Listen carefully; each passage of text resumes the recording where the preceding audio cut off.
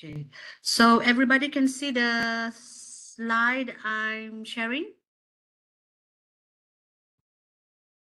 Yeah. Yes, okay, thank you.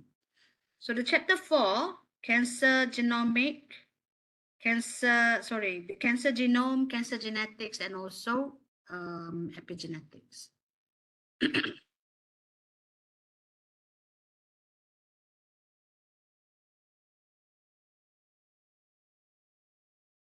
So in this chapter, but I think under Prof. Gurjit's lecture, there would be, I think, some subtopics or some of the subtopics will be a bit redundant, but I don't know. I did not see lecture note of Prof. Gurjit, but hopefully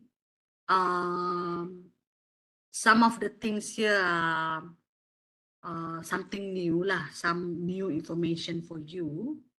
And that's why, I mean, Prof. Gurjit's title, the chapter is Cancer Biology, right? Or is it what? Cancer Biology. I think so. So this one is Cancer Genetics and Epigenetics. So to start off, only 5 to 10% of all cancer cases are due to genetic defects, and that the remaining 90 to 95% are due to environment and lifestyle. So when I did my reading and I'm like, what? 5 to 10%, or maybe, a bit more, less than 20, due to genetic defects, and the rest is like environment, exposure, and lifestyle. And I'm like, well, actually, cancer is something that preventable, avoidable, unless you have a susceptible gene that predispose you to certain cancer. But looking at the percentage, 1995 or maybe 80%, that is like, obviously cancer is something preventable. But when we say genetic 5 to 20%, we can't avoid that. It's in your gene. But when it comes to environment and lifestyle, that is more of epigenetic changes. Okay? When you are exposed to something and then it causes some changes in your genome, in your genetic sequence or whatnot, or the expression of certain genes in your body, and if that gene is quite critical or vital physiologically, so the changes can bring up to cancer is one of the disease. And these days there are many other diseases that related to defects in genetics and also exposure to environment and lifestyle. Now, so when we talk about genetics and epigenetics, so this is genetics of cancer. So that 20, 10, 15% due to genetic of cancer, there is these few terms being highlighted. So there are hereditary cancer. There is also familial cancer and sporadic cancer. So usually this sporadic cancer is more onto exposure to environment, or your lifestyle is not as good, normal as it should be. But for the hereditary and also familial cancer, these are the type of cancer that falls under the genetic defects. Okay, so sporadic is more onto environmental and also the lifestyle exposure. So when you learn something new, you should always, I myself, if I learn something new, I want to understand the context first before I start to explore more about the thing. So meaning understand the context is you know how to provide definition of that particular term in that particular information. So genetic defects, cancer, it can be divided into hereditary or familial cancer. And if the cancer is due to environmental and lifestyle, it is the term that's suitable for this type of cancer is sporadic cancer.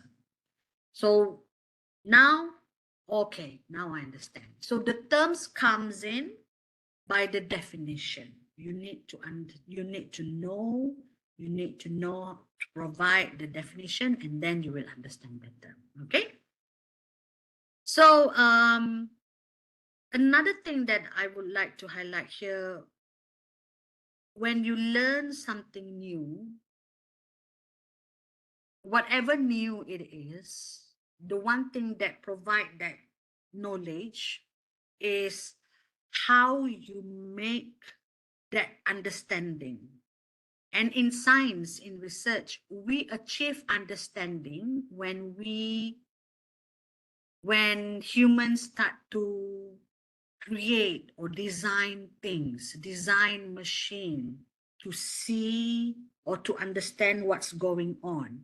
And in the context of cell biology and in disease, you create a machine or a equipment to understand what's going on in the cell. So in science, especially, I think not only science, for anything that you learn, except for maybe language lah, because language, you need some kind of, level. But when it comes to science and technology, you have to create an equipment to measure, to detect, to understand what's going, to see, to observe, and then you know what's going on. So that's why I always, over the years for this topic, I always highlight to student, how do people know that there is something wrong in the genetic that lead to cancer? Well, in this topic, it's cancer lah. But when it comes to other disease, again, you have to have an equipment or a technology to measure what's going on, to detect what's going on. So this invention of scientists, of researchers, is way back in the very early invention. I think I put here, this is something I found in one of my readings. It's coming back to Robert Hooke, where he was the first person to see cells. I think he was the one who invented microscope, right? And then there's a few others there. Well, Charles Darwin, he come up with the natural selection, evolution of something through observation. He observed when one with this one combine or mating, even Mendelian theory or whatever new, theory back then, it was through observation, through the, visual observation, or, maybe environment, but still visual to make believe is like the origin of technology. The motivation to design a microscope by Robert Hooke, because he wants to see what is going on under a dish,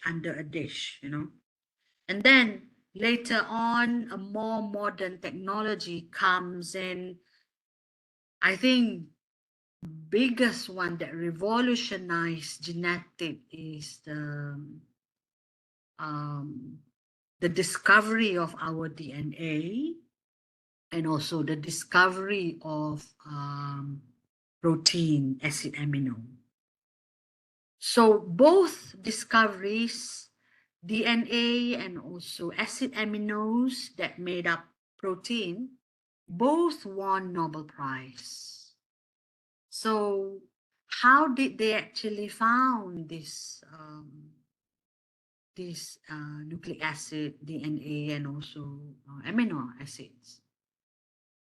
And the main reason that brought up to that discovery is due to technologies, due to certain assay designs that help them to make conclusion, oh, apparently we are made up of this.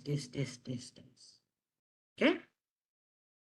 And then along the way we have next gene sequencing, and then we realize that we can design a probe fluorescence to provide signals when we want to measure things, fluorescence, and then or something, a dye that can be detected through chemiluminescence, and then radioisotopes to detect signals coming from certain molecule.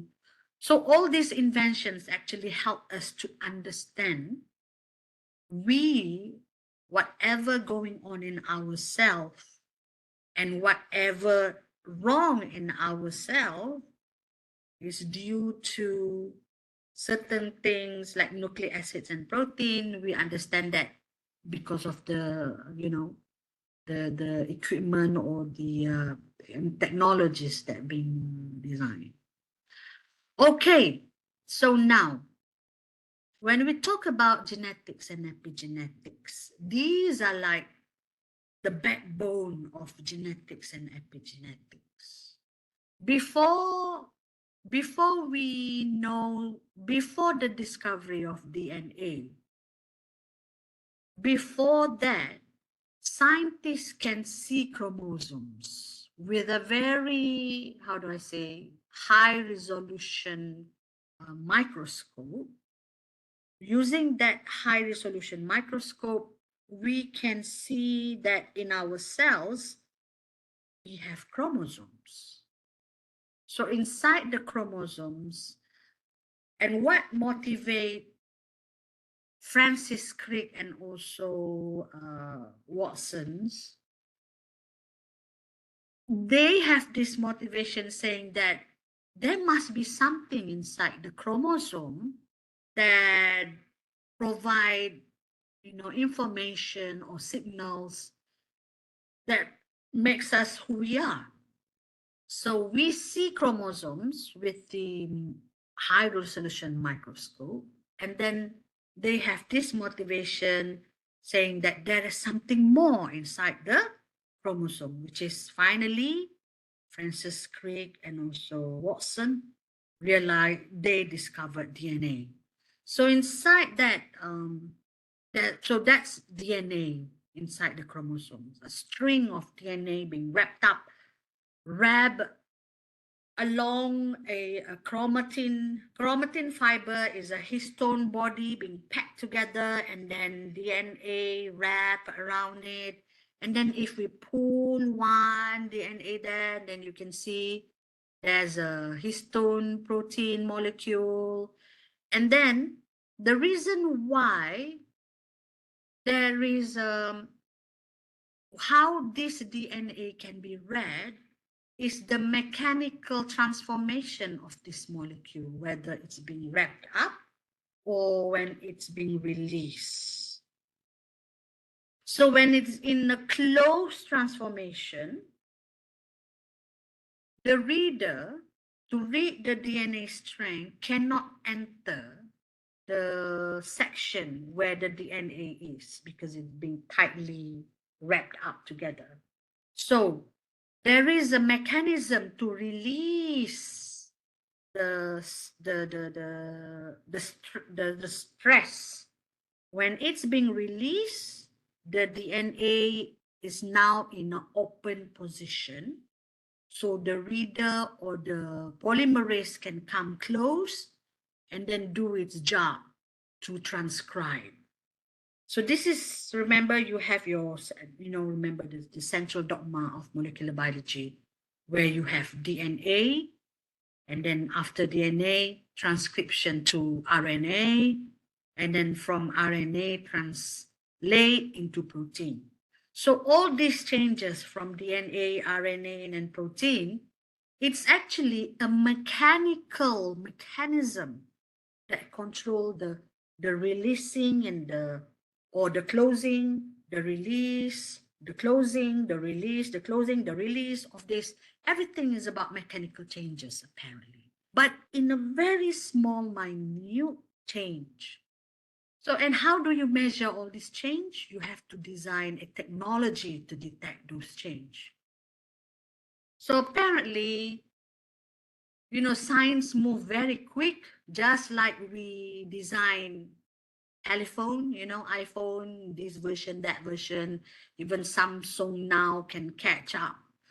Apple becoming the, you know, becoming the most fast selling or the fast generation, and then Android and then whatnot. I mean, I'm not very savvy in this technology communication, but what I'm saying is that's how fast researchers and scientists inside this molecular and cellular biology, they have this motivation to explore more by looking at just, oh, there must be something else there, something else here, and then why don't we design a technology to detect or sense what are the changes that make this, to signal out something to change. So yeah, so technology, and then it drives more and more knowledge. So the backbone of genetic and epigenetic is all this. You have to picture when people say genetic, epigenetic. So immediately you can imagine this picture. You have your chromosome inside there, your DNA strand, and then chromatin fiber wrapped up, histone protein, and then your DNA, and the opening and the closing of that define the genetic and epigenetic. But of course, you have to know the definition. So genetics. So genetics is the study of how genes are transmitted from parents to offspring, but it could also encompass the study of genes and genetic variants, its structural and function. So genetics, starting from the chromosomes, and then that chromosomes, and if we go way back, genetics, how the offspring can get the genetic from the father 50% and then the mother 50%. So this is a kind of genetics that we call it, what do you call that? Genetics of offspring or something. What's the term for that? But when it comes to genetic of disease, it's more on to study the genes and the variants, the structural and also function. So the genetics of studying parents and offspring, that's we call it as a genetic as of a hereditary. And in here, hereditary, we study more of how Mendelian genetics, how the 50-50% and then cross whatsoever there. But when it comes to disease, the definition of genetic is more on to study the genes, the variants of the genes, the structure of the sequence, and then the function of that gene. Okay, so that's just to be clear. But of course, when you study disease that falls under familial or also hereditary, you need to also understand how the offspring got that gene coming from the parents. Okay, and then we have another branch of genetics, which is called cytogenetics. So the cytogenetics comes way back before the DNA discoveries. It studies the structure and also behavior of chromosomes. Of course, at that time, people can observe chromosomes from a high resolution microscope. So from here, they observe and then they see which chromosomes the number of chromosomes, are they normal, you know, and then are their arms are the same length, and then they have another assay to to see whether there is a recombinant chromosomes happen in disease that cause, that lead to the disorder, the disease. So way before genetics itself, it's cytogenetics. It's the study of structure and behavior of chromosomes. Okay, so that's a special field to study chromosomes, cytogenetics. But cytogenetics is not, even though I may sound like cytogenetics and all, but no, cytogenetic is still a legit study even today, especially when it comes to certain disease that related to chromosome structural and also numerical aberrant. For example, like syndrome Down, or also we have certain cancer that related to chromosomal mutation. Okay, so here, not only DNA having mutation, but chromosomes also can undergo, mutation can also happen to chromosomes. Okay. Okay. So, so way before scientists and researchers study chromosomes, but only after we have technology to understand DNA, then we start to DNA study, RNA study become very famous. Okay, so this is to show how fast the, or how popular from that discovery of DNA have changed our understanding about disease. I think most of you probably have heard of Human Genome Project. So after the Human Genome Project, I think around 2005, it was completed. So here it says, Human Genome Project was launched around 1990. And then it was completed, it was declared as completed in 2005. And then it was estimated that human at least contain around 35,000 of genes. And then due to the refinement of technologies, refinement of equipment and certain assay, there are a lot of redundant genes being discovered when the Human Genome Project was completed. So now approximately we have the latest count of human genes around 21,000 plus minus. Okay, so when it was completed, it was declared around 35,000. But then when the technology becomes better and better, we get rid of certain redundancies on gene. And then with the latest number, it's around 21,000 plus plus. So how do scientists and researchers can actually declare this number of genes that make us as a human? Technology, okay? The technology, the development of new technology. Okay, so now we get to a more serious matter, chromosomes. So as a normal human being, we have in our body, we have 46 chromosomes. 46 chromosomes, that is, so these are the 46, including the sex chromosomes. We have a pair of each, and that's why we said 46. So actually, it's a 22 pair and plus another 2 of sex chromosomes. But I'm sure this one is already at the back of your head. So anything that changes in the number, so changes in number, we call it as numerical changes.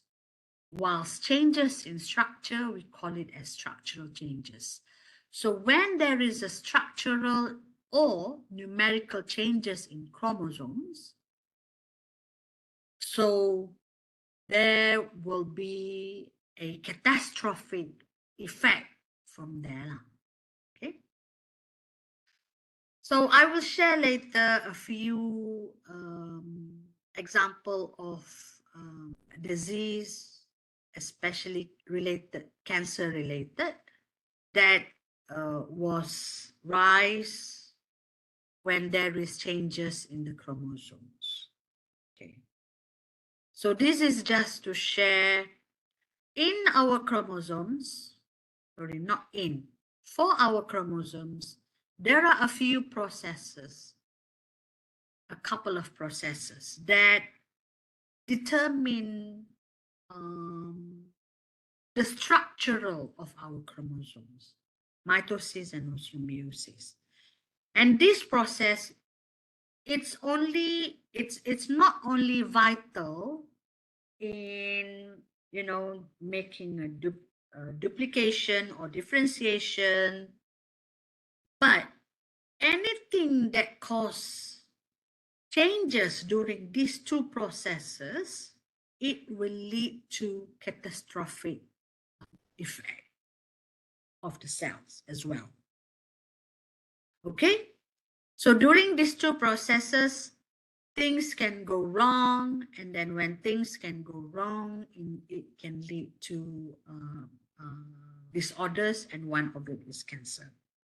So I'm just sharing here one of the molecule that is important for the chromosome replication, okay, during chromosome division or duplication.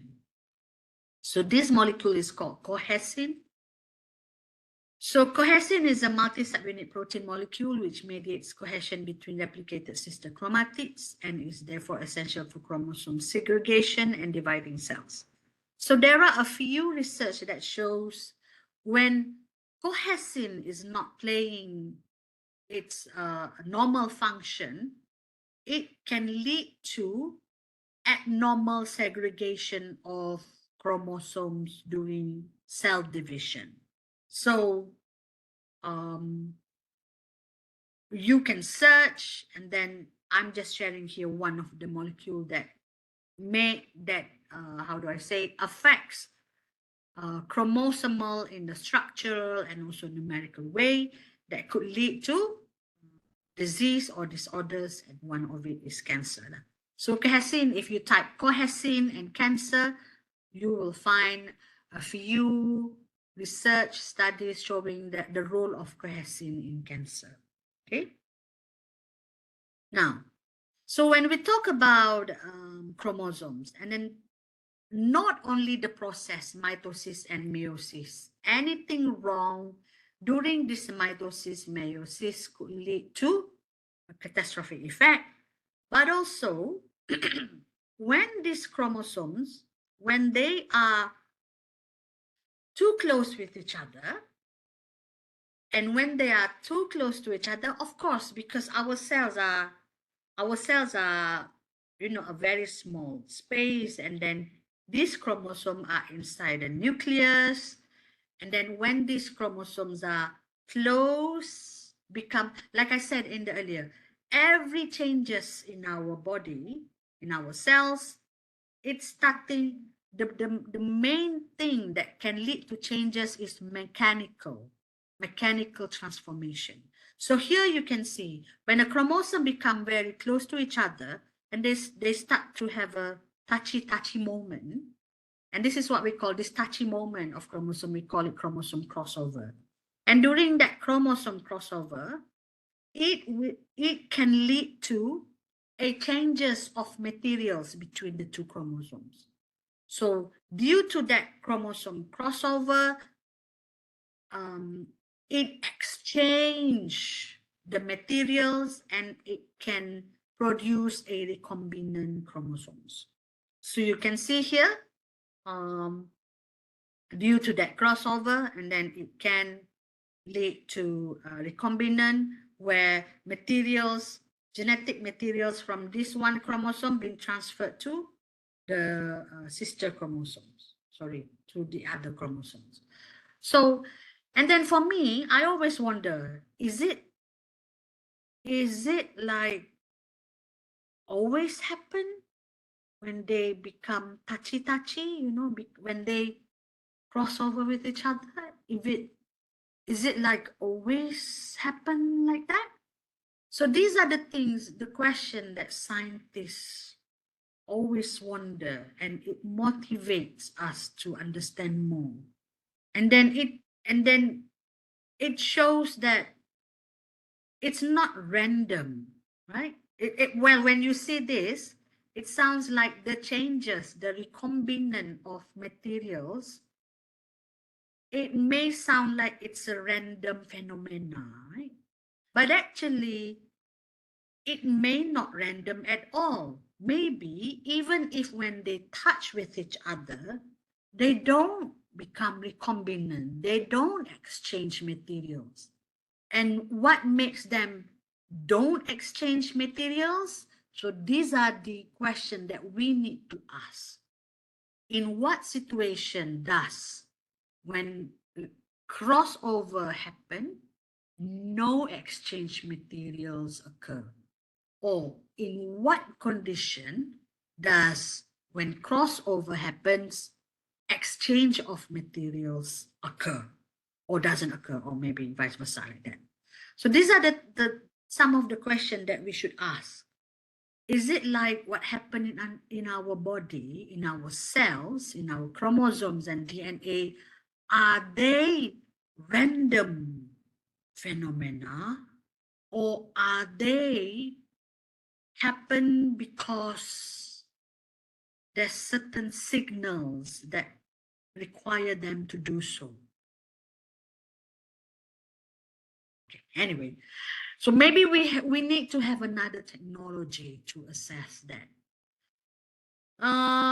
Yeah, still under chromosomes, these are the like I said, always we need to know the definition, homozygous and also heterozygous. What does it mean by these two? So homozygous is a cell is said to be homozygous for a particular gene when identical alleles of gene present in both homologous chromosomes. Whilst heterozygous means a diploid organism is heterozygous at the gene locus when the cells contain two different alleles, one wild-type allele and one mutant allele of a gene. So the cells or organism is called a heterozygote. So when you study chromosomes, these are the important sub-terms or definition that you need to understand. Allele, locus, homozygous, heterozygous, crossover, recombinant. Okay, so these are the terms that you need to remember when you study chromosomes. So inside our chromosomes, we have strings of DNA being wrapped up together. And then I remember I read somewhere that if we pull the DNA string from a chromosome, it can go, the length of the chromosome is like, I don't know, 1 kilometer or 2 kilometers, something like that. Can you imagine? I mean, I can't remember specifically the length, but they want us to imagine how tight this DNA string being wrapped inside our chromosome, packed inside our chromosome. And due to this pack of DNA, whether it's loosened or packed, that will determine the DNA to be read or to be not to be read. Okay, so that DNA, I think you know that DNA undergoes transcription. If you want if that DNA to be transcribed, meaning that it's being read by certain molecule, and one of it, of course, to replicate it, you have polymerase, and then it will copy the DNA, and then that copy becomes the transcription. The copy of duplication, that's during the division of the cells. But translation is another thing. Transcription is another thing. So division, during the division of the cells, DNA also multiply. Okay? So these both things, division of the cells, that the DNA being duplicated, and then the transcription, both of these, anything wrong can lead to disease, and one of it is cancer. So genetic aberration.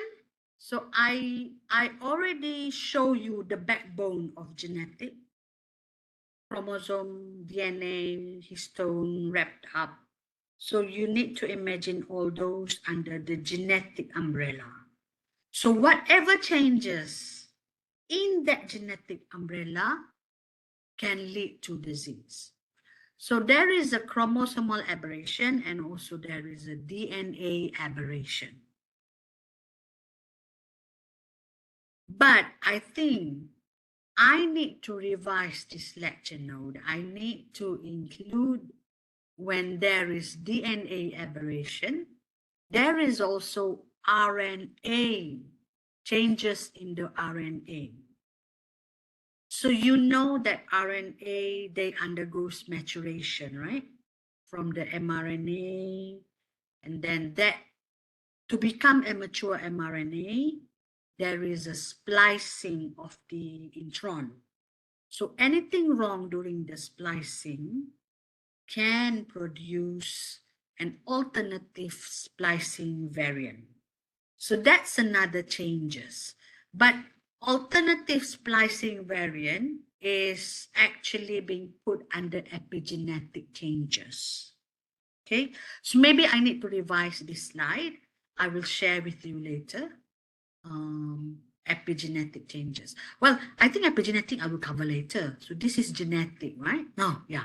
So this genetic aberration, chromosomal and also DNA changes, whether it can be structural and also numerical changes. Okay, yeah, epigenetic I will cover at the back. So cancer genetics, only now we enter one. Now cancer genetics. In the beginning, I introduce you how technology helped us to understand about genetics, and then the definition of genetics. And then under genetics, we know I introduce you to the backbone of genetics, which is chromosome and also our DNA. And then how the mechanical transformation of these molecule, the chromosome and also DNA, can lead to whether it can be expressed or not. Okay, or any changes that lead to, whether changes that could lead to disease. So now we go more specific to, okay, we understand now all that. So what is cancer genetics? So cancer is caused by a genetic instability due to changes in both of that molecule under the genetic chromosomes and also DNA.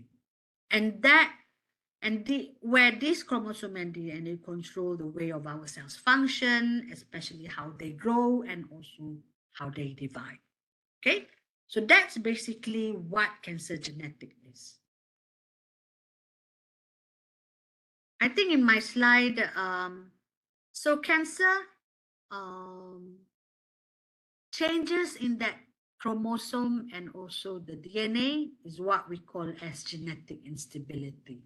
So remember when I said, is it random phenomena or is it something that intentionally being, intentionally occurred.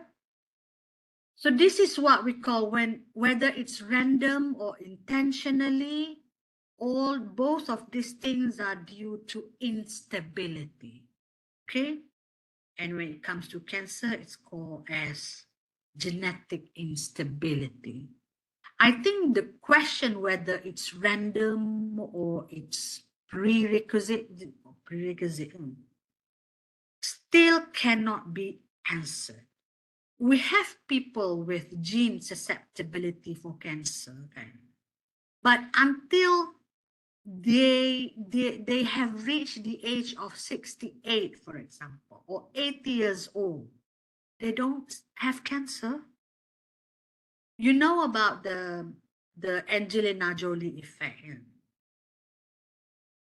I don't know whether you have heard of this. So Angelina Jolie, her mother, her aunt, her sister, all of them have a cancer. I think her mom and her sister having breast cancer, and then her aunt having ovarian cancer. And at that time, genetic testing started to flourish, and they realized that there is this particular gene related to breast cancer and also ovarian cancer, which is BRCA. So BRCA, they found that when there is a mutation at certain, certain sequence of that BRCA genes, you will have a high risk of getting breast cancer or ovarian cancer. So for Angelina Jolie, her sister, her mother, and also her aunt, they passed away prematurely. Prematurely meaning that they pass away due to cancer at the age of quite young. Prematurely means younger than normal age, human age. So she got very scared. So she tests herself for this BRCA mutant. And the result turned out to be that she's positive for this BRCA mutant. So the very critical moment that makes Angelina Jolie effect well known, because after she received the result that she has the genetic mutant, she undergoes double mastectomy. Double mastectomy, removing her breasts, and also undergo, of course, reconstructive surgery to make a new breast lah.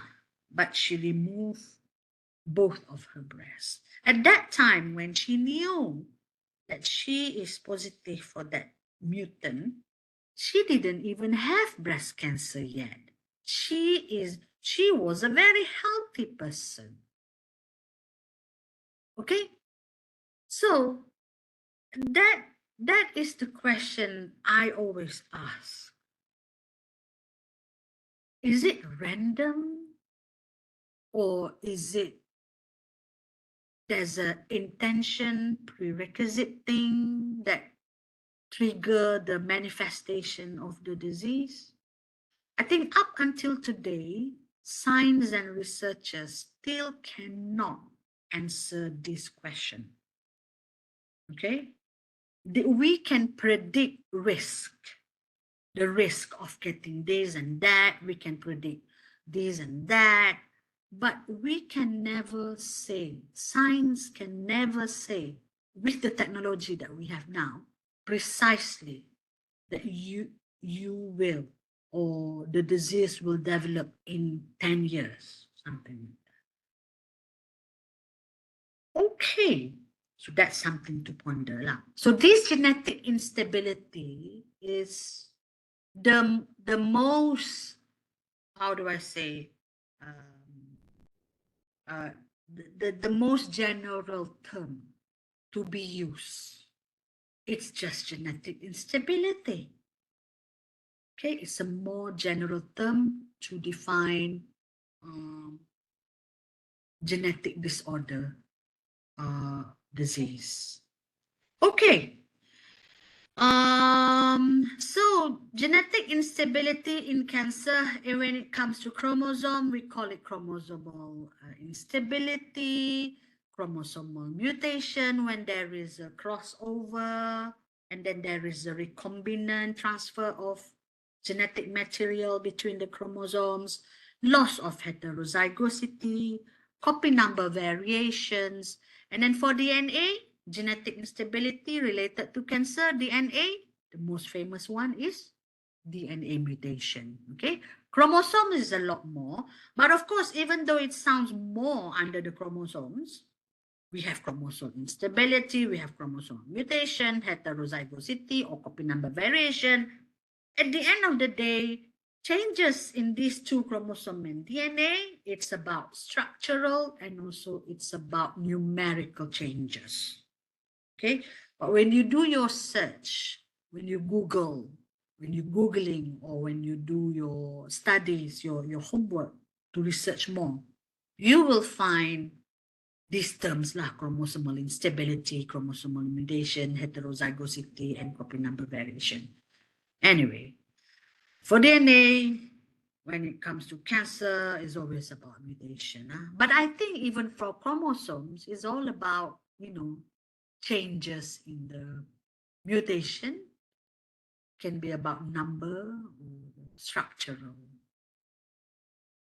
Okay, so this is Knudsen's two-hit hypothesis, not very important, but I just want to highlight you here, not very important. Well, so far I find it, well, there is a hypothesis there, Knudsen's two-hit hypothesis, but maybe worth we to know. Knudsen hypothesis, also known as a two-hit hypothesis, is the hypothesis that most tumor suppressor genes require both alleles to be inactivated, either through mutations or through epigenetic silencing, to cause a phenotypic changes. So here you can see there is one term here, tumor suppressor gene. But I think at this point, you should know the definition of, well, at least some of you have come across the term of tumor suppressor genes. Who here? Have you heard of tumor suppressor genes before? Yeah, of course, we did presentations on these related topics with Prof. Bridget. Yeah. So yeah, okay, good. I'm glad that you are already at the level in which all these terms are not unfamiliar. It's a familiar territory. So that's good. That's good to know. Okay. So loss of heterozygosity, this is, I just want to share with you, tumor suppressor genes, loss of heterozygosity. This is one of examples how loss of heterozygosity in tumor suppressor gene can lead to disease, cancer. So the example here is retinoblastoma, and then retinoblastoma is a cancer related. I think it's a pediatric cancer type affecting the eyes, and then the genes that responsible is the retinoblastoma gene, and then the abbreviation is RB. And then due to loss of heterozygosity, it leads to a retinoblastoma. So this RB gene is actually a good gene. It's a tumor suppressor type of gene. So when there is loss of heterozygosity, it leads to retinoblastoma. Most of the time, it's a pediatric type of cancer. It affects very young children, okay? And apparently there is two types of retinoblastoma, hereditary and also sporadic. I didn't even know that. I always thought that retinoblastoma is hereditary, but apparently there is also sporadic retinoblastoma. So when the term sporadic retinoblastoma, sporadic is there, meaning that there is a somatic changes of gene, or maybe not somatic, there is changes due to exposure to certain environmental factors, or and these environmentals may include chemicals, or or anything that could lead to changes in the RB genes, and then it can cause to sporadic. Hereditary, that's fine, because we know that RB, I think RB is one of the gene that falls in the, what do you call that? I think later I will share with you. But when it's sporadic, it's when I do this lecture, I'm like, wow, something new.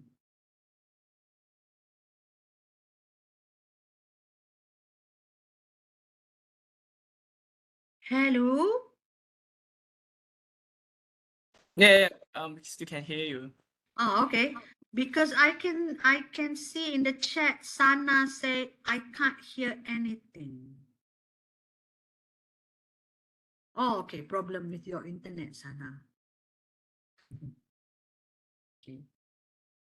Okay.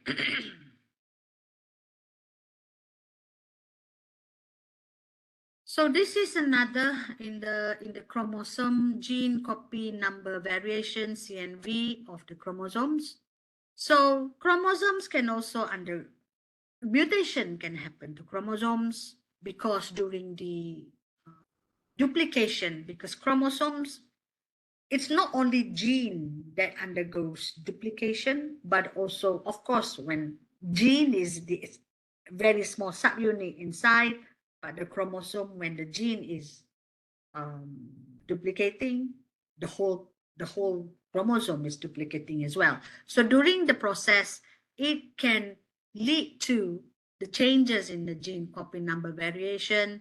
And I found here that in the initial draft of the Human Genome Sequence 2001, 5% of our genetic code consisted of redundant segments that were represented multiple times in different locations across the genome.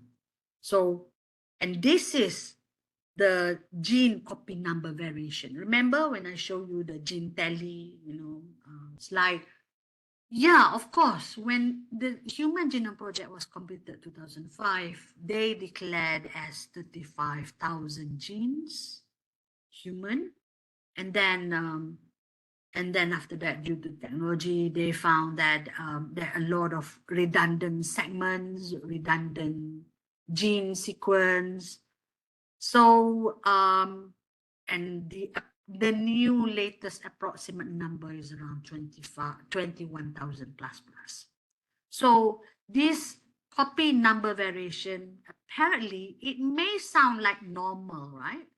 It may sound like normal, but apparently when a certain gene, which are very important, vital, for example, vital gene that play role in the growth of cells, or certain gene that play role in during the division, or certain gene that play role as a DNA repair genes. When there is this copy number variation, well, I mentioned here some example of genes that vital. So when there is a copy number variation, it turned out to be leading to cancer. Hi, Yan. Good morning. I can see you send me good morning. You just... Yes, good morning, doctor. I would like to ask a question. Oh, okay. Regarding the copy number variation, does this happen in normal cells? I mean, the copy number variation happens in normal cells when the cells are replicating, the gene number increases. Is it? Yes. Yes. So I took this. Apparently, our gene, the copy number always changes every time when our cells duplicate. But the genes that undergo CNV, but they are very vital in certain process, And that could lead to disease or could lead to, in our case, cancer. It's like a normal thing. And then there will be another thing that is normal. I will go another, what do you call that? Microsatellites. There will be another normal thing, but in certain people, we don't know. Suddenly, when they have this mutation in microsatellites, and then they will have cancer. But in certain people, it does not lead to cancer. Increase of risk of getting cancer. Yeah. So it increased the risk of getting cancer. It means when CNV increases, there is an increase of risk of getting cancer. Yes. So if that's your question, yes. So we can always predict. They predict that in this person, when there is high CNV for that particular gene or for that particular chromosomes, it associated with cancer. But always remember, when they study this, they have a percentage of people. In fact, for BRCA genes, BRCA mutant, the Angelina Jolie effect, the mutant was found, I think, 20% of breast cancer patients. So you may feel like 20%, but in a medical term, that 21% is actually high. For us, 21% in economic value, it may sound very little, but when it comes to disease or clinical term, 20% is quite high. So it increases the risk, but if you go to the percentage of people with high copy number of that certain gene, they say the highest studies show that 11% of patients having high copy number of these genes have have cancer. Yes, Leo asked, so the mutant variant,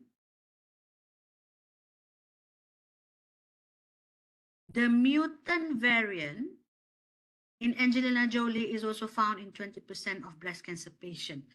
Yeah, something like that. So the percentage is not always like 65%, or you would assume that the number would be 85% or more than 50%, right? But apparently in clinical term, the percentage is very, very not even 40%. For example, if you heard of triple negative breast cancer, yeah? Triple negative breast cancer. So in breast cancer, in a group of breast cancer, the percentage of patients with triple negative breast cancer, negative for all the receptors, around 15 to 20% as well. So they consider that 15 to 20% is high. Because the other subtype is like 8%, not more than 20%. And this is another view for science, because we thought that, for example, in my case, breast cancer, right?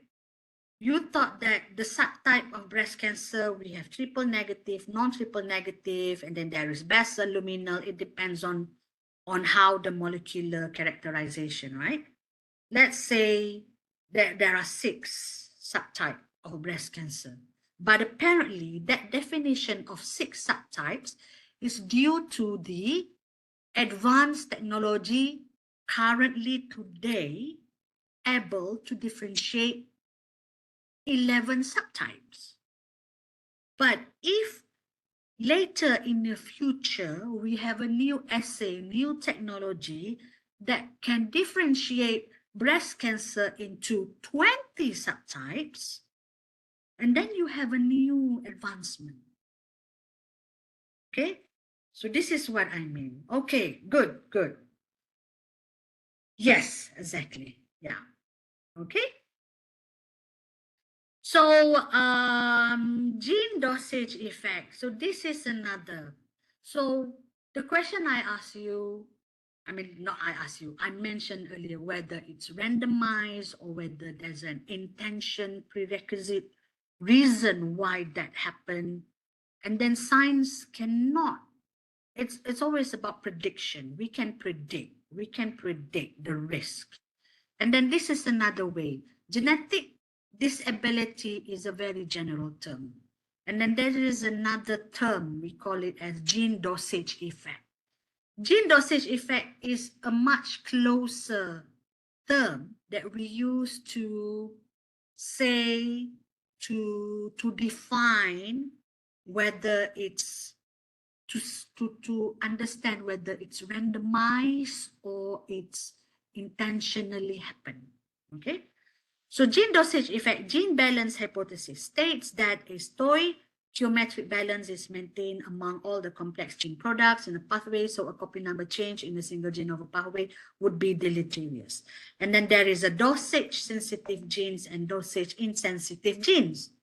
I mean, all these terms is actually for scientists to have a belief saying that all these are actually not random, but actually it happened because there's a reason why it happened. So they come up with the hypothesis, Knudsen two-hit hypothesis, gene dosage effect hypothesis, and then, you know, there are many other hypotheses under cancer. But what I'm sharing with you today is some of the things that I come across lah. Okay. Now, remember in the example of the retinoblastoma, there is a hereditary retinoblastoma, and also there is a sporadic retinoblastoma. So the RB gene retinoblastoma is actually a tumor suppressor gene. So tumor suppressor gene, I mean, I think most of our tumor suppressor gene are actually a gene that represent, we call it as a germline genes. Okay, I think most of the tumor suppressor genes are germline genes. So that's why I thought that when there is changes in the RB, the tumor suppressor gene, which is a germline gene, it's a hereditary. But apparently when I read there is a sporadic retinoblastoma, I'm like, wow. So our germline gene can undergo changes due to exposure to certain, you know, carcinogen or mutagen, and that's quite scary actually. Okay, so in science, in biology science, in cellular biology, molecular biology, there is this cancer germline changes versus somatic changes. So germline changes is changes that happen in the gametes and also germ tissues that could be passed on to next generation, while somatic changes is in the somatic cells and it can't be passed on. And then this is very important when you deal with changes of this type of genes. Okay, so for hereditary, because gametes or germline changes happens in the gametes or in the germ tissues, and then it can be passed on to next generation. So usually these germline changes, it occurs to the entire organism, meaning entire organism, meaning that if you take from your hair to detect mutation of this particular germline genes for, let's say, prostate cancer, prostate cancer or breast cancer. So you can take from the follicle hair the DNA and you can detect that mutant, not even at that particular breast. So that is what it means by germline changes. It entirely, you can check from anywhere of the body of that person affected by the germline changes, from the hair, from the blood, from the urine, saliva, whatnot. But somatic changes, you can only detect changes of that gene at that particular locality of the cancer. For example, somatic gene, any X somatic genes, and that X is being associated with lung cancer, meaning that you have to do a biopsy on the lung to detect whether you have a mutation of that genes. Okay, you know what I mean? Yeah. So when you say genetic testing, usually genetic testing, they take what? Blood, right? They take blood, and it depends on, they take DNA from that blood, DNA. But always remember, there are two different changes, germline and somatic. And that defines, if it's somatic, sometimes you cannot even detect it if it's somatic changes. But with the current view of genetic testing, only germline changes can be detected. So meaning that all the tumor suppressor genes or certain related to germline, you can detect with genetic testing.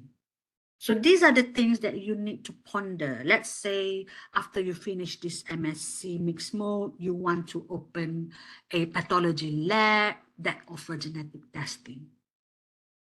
So when you want to design your genetic testing, these are the things that you need to consider.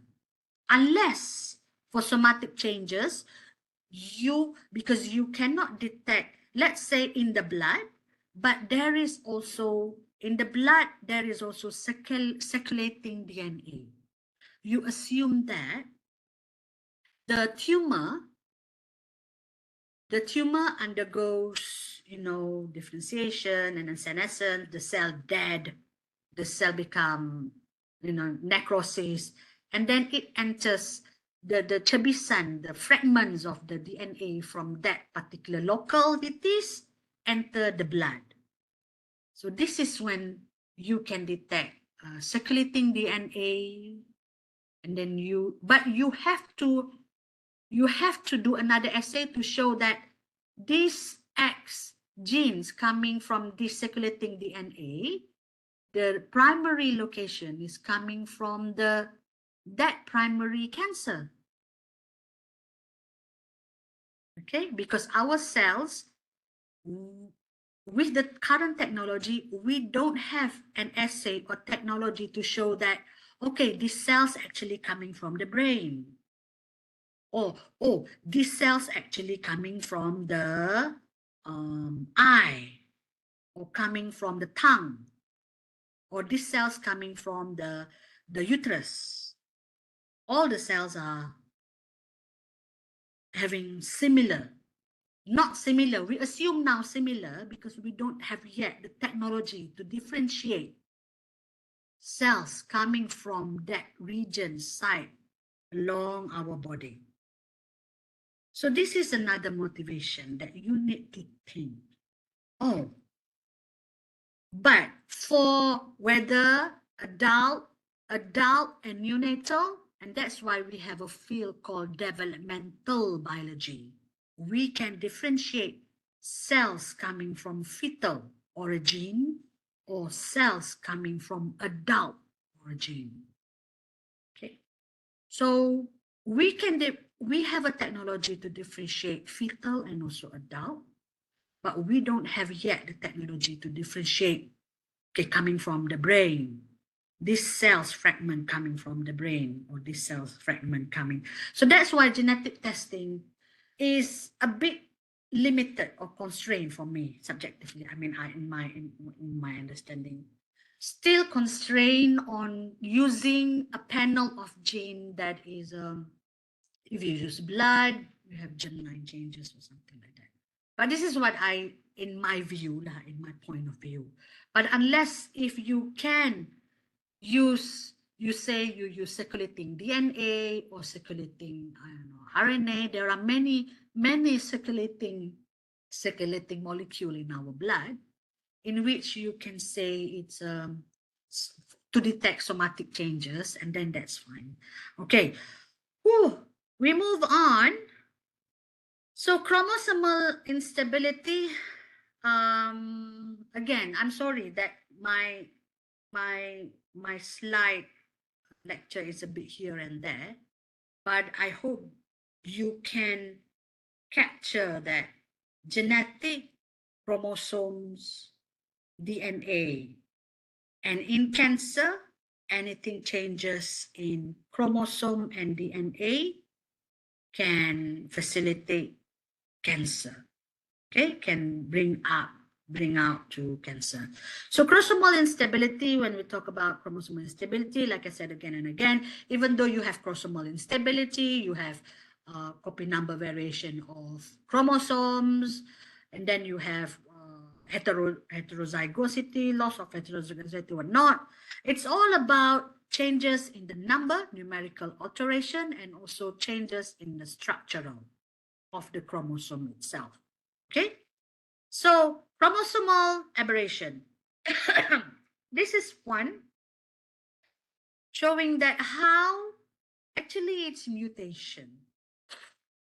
Okay, how duplication, how inversion, how chromosomal can undergo deletion, how chromosomal can undergo incision, how chromosomal can undergo translocation. So apparently all this duplication, inversion, deletion, insertion, translocation, you can find it as well in DNA. But because DNA are so famous and chromosomal study is very associated with more clinical punya kan, more clinical punya feel. And then us, for scientists, we are more interested on the DNA part. We always don't integrate this, but actually it's the same thing. It's mutation. Okay. So chromosome, and why does that occurs? All this changes, duplication, inversion, deletion, insertion, translocation. Always remember, in the earlier of my slide, I showed that chromosomes, when they become touchy, or maybe during the duplication, segregation, process, mitosis, meiosis, things can go wrong and it start to not become normal. So this is an example of how errors can occur during chromosomal segregation. There is what we call lagging centric, lagging eccentric, and then there's a breach. And then I think this you may recall during earlier of your study. So all this, it can lead to changes. So this is for the chromosomal segregation. And then again, I put numerical alteration, structural alteration here. So I proceed with the example. In cancer, there is one classic example for structural alteration that lead to cancer. And then it's called as Philadelphia chromosomes. And actually, it's a CML. It's a chronic myeloid leukemia. Okay. So 1972, even though 1972, DNA already been discovered 1963, I think 63 or something like that.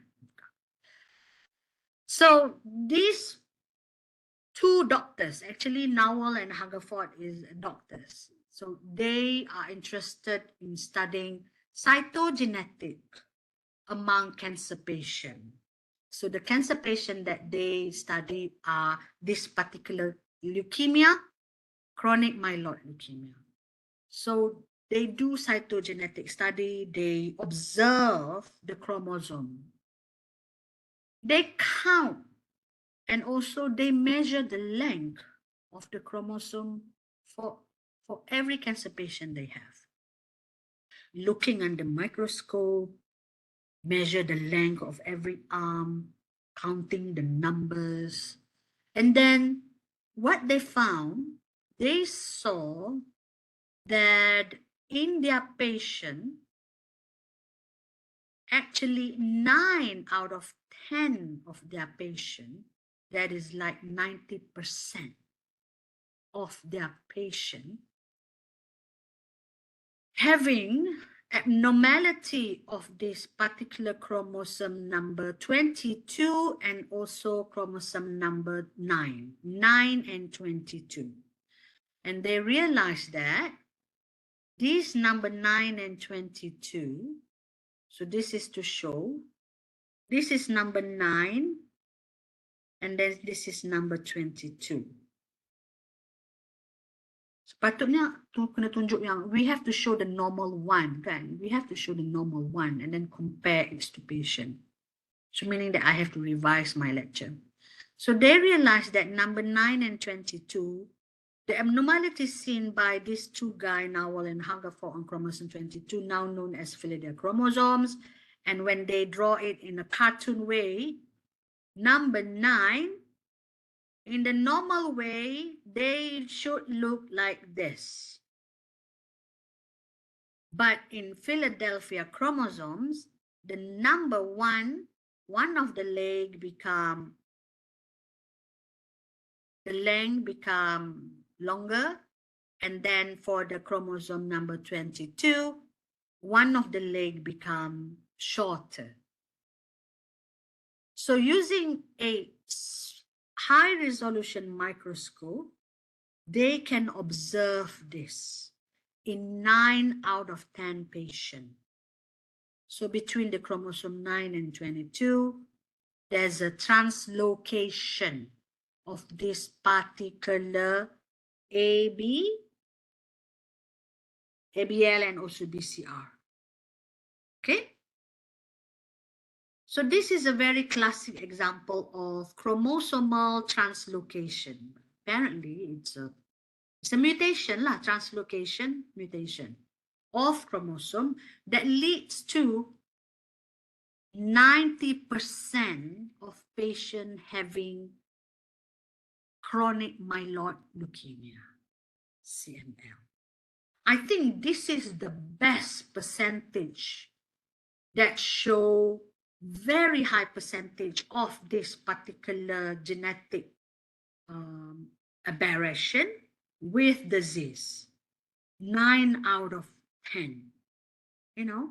So I think this is by far the best percentage example to show the role of chromosomal changes lead to disease, cancer. And then we have another trisomy 18 Edwards syndrome. So trisomy 18 Edwards syndrome is a numerical alteration in the number, changes in the chromosome number, in which the person having 3 copies of chromosome 18 rather than typical 2 copies. So because it coming 3, it becoming 3, and then it's called trisomy.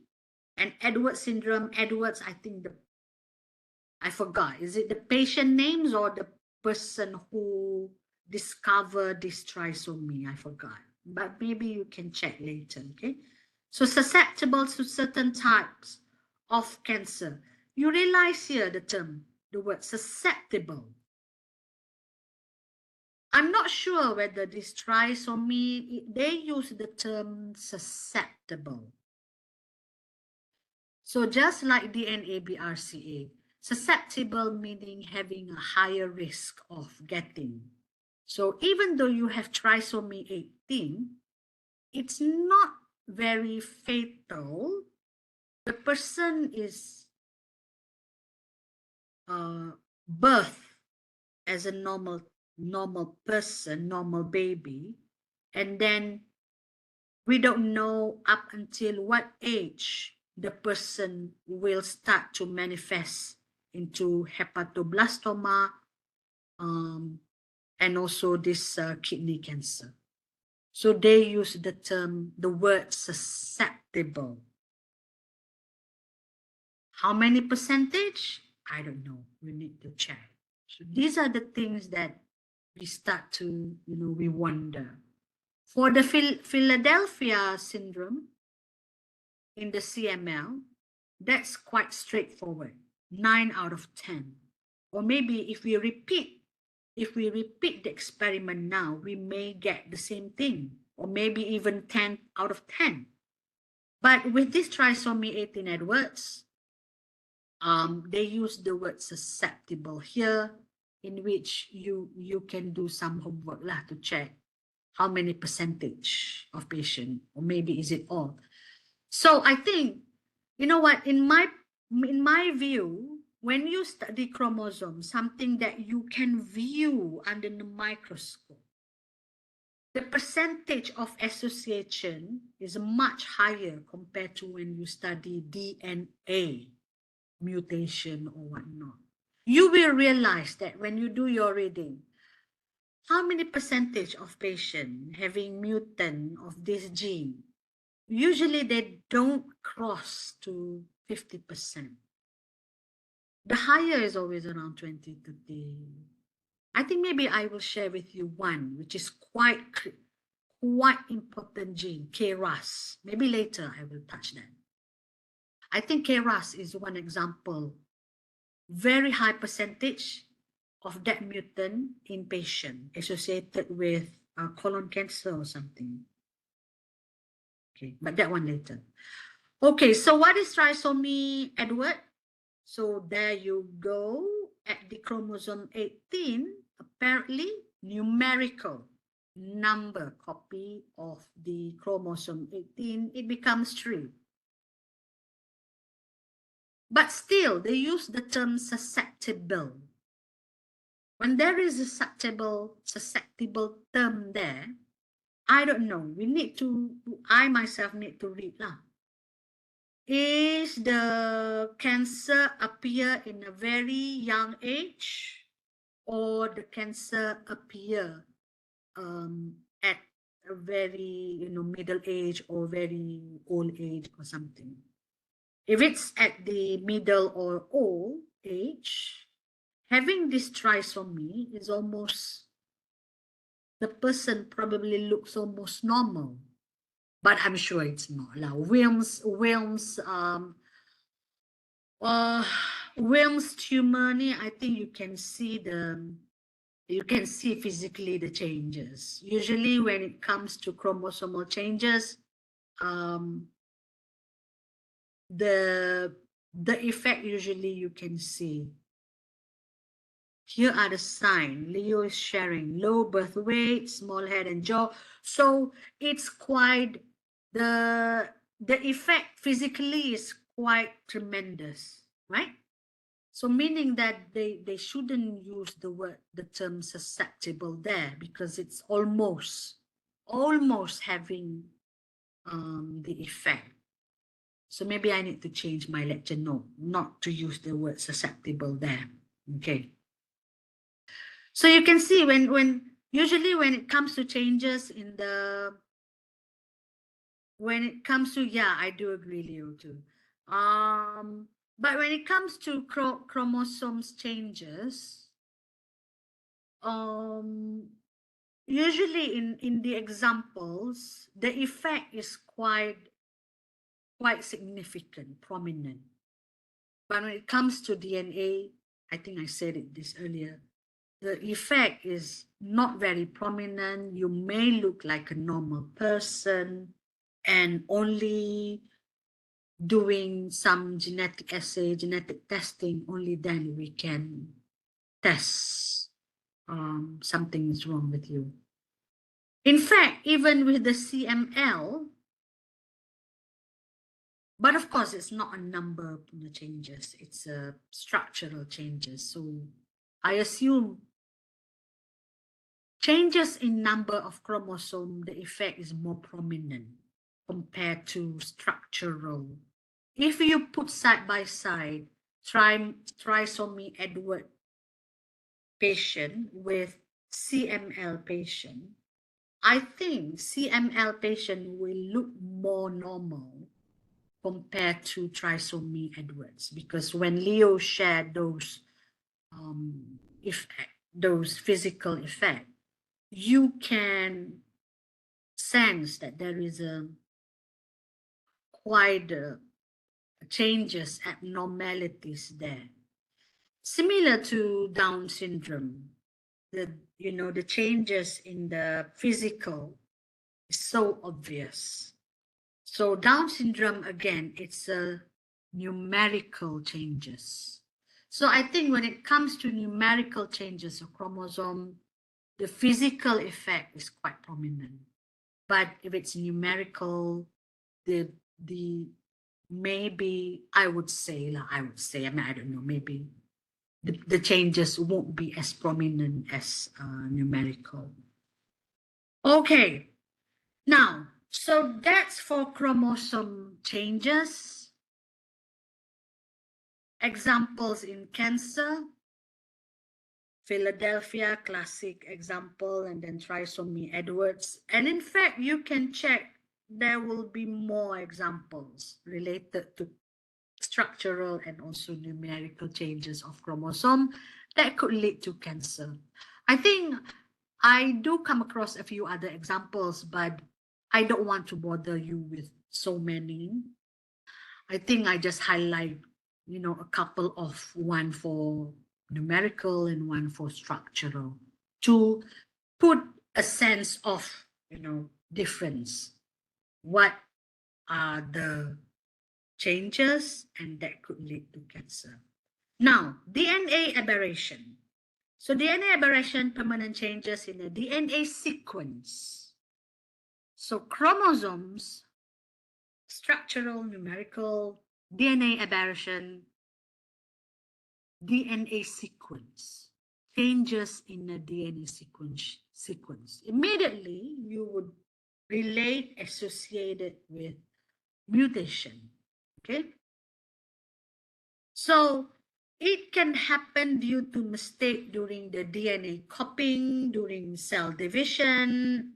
It could happen due to exposure to ionizing radiation, exposure to chemicals, mutagens, or infection by viruses.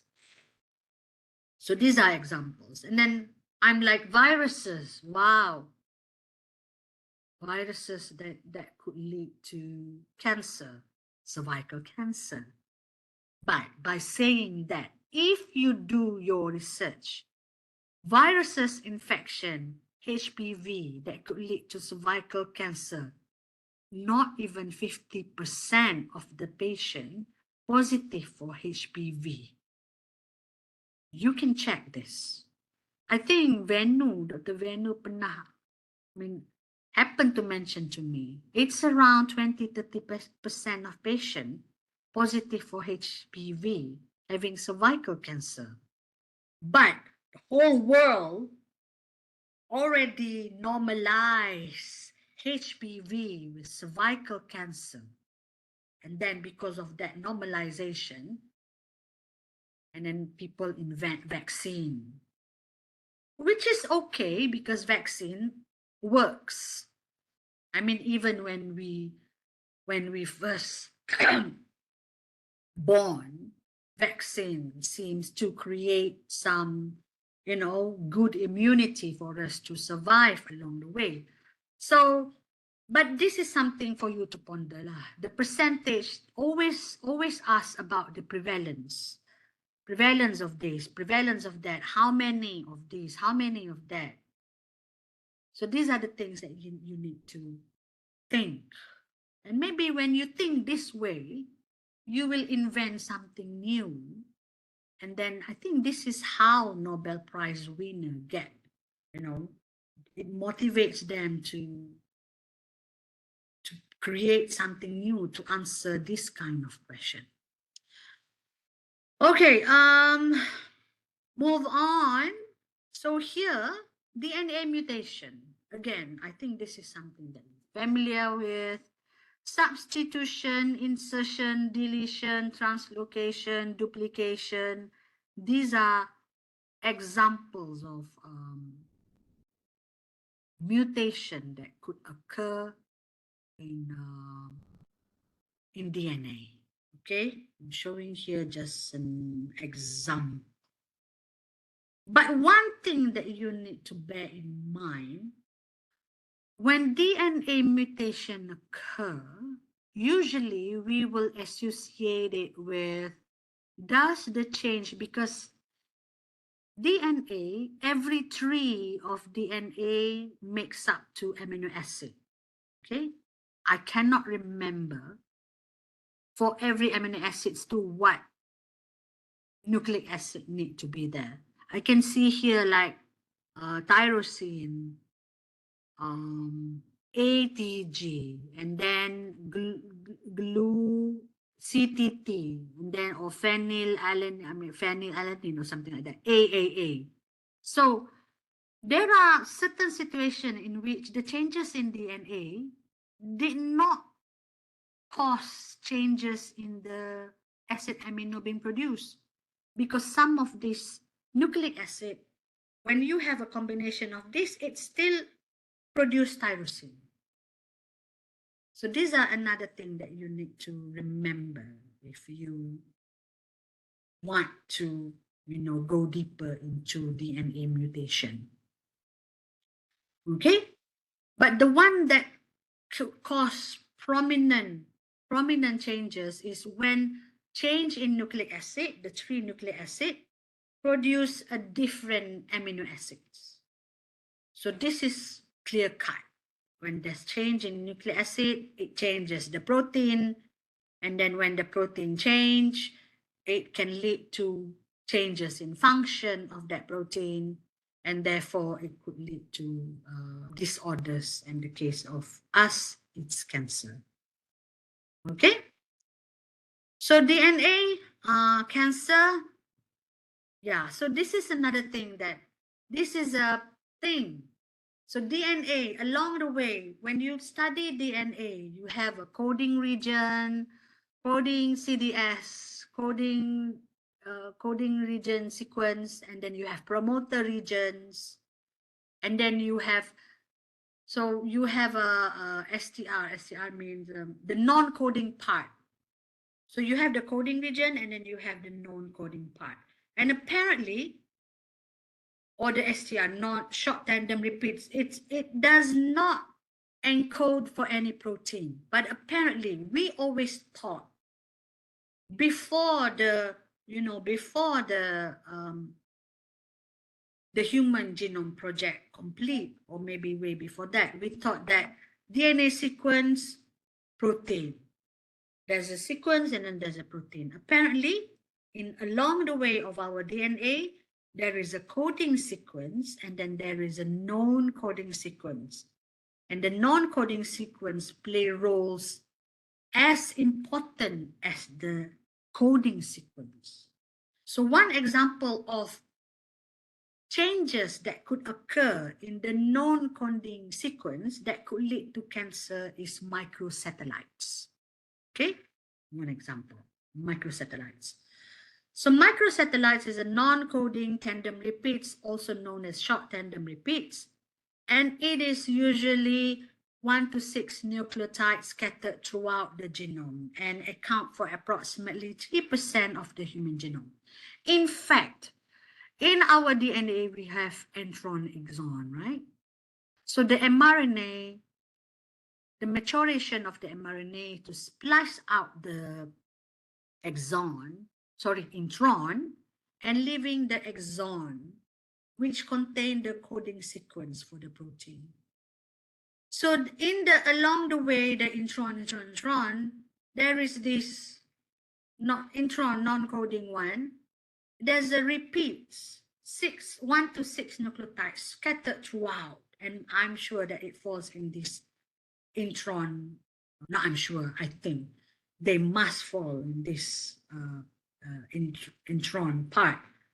So the size of these microsatellites is like 3% of the human genome. And then we thought that during the mRNA, maybe these microsatellites in the intron can be spliced out.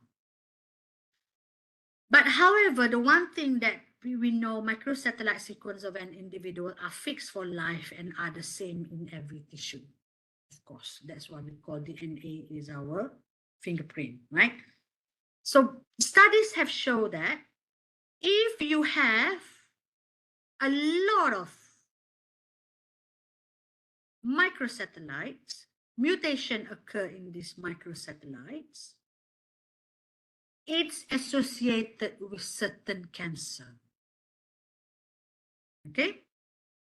So these are examples of microsatellites. Type of microsatellite, uninterrupted, interrupted, compound microsatellite. So all these are just to have an idea that microsatellites, there are type of microsatellites, and then it doesn't encode for any protein, but it's quite important. It's one of the fingerprint of yourself.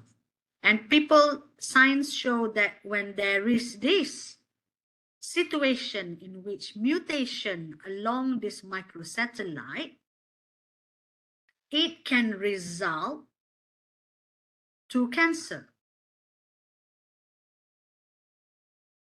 So microsatellite, when there's mutation in your microsatellite, apparently this microsatellite happened because there is this DNA mismatch gene which is not doing a proper function, and therefore your microsatellite become unstable.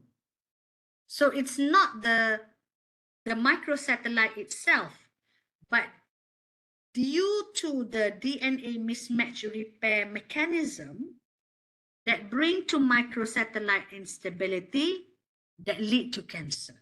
So that's like a level of, why not just say you have a mutant in the DNA mismatch repair gene? But if you say that, it's like a very straightforward, like a classic way of telling, there's a disease due to the DNA of mutant in a DNA mismatch repair. But after, with the current knowledge, they realize that DNA mutant of the DNA mismatch repair system resulted in a microsatellite instability.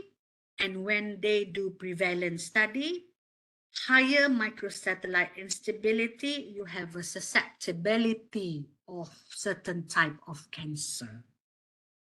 So in order to check this, they just genotype sequence certain DNA mismatch repair gene. Okay.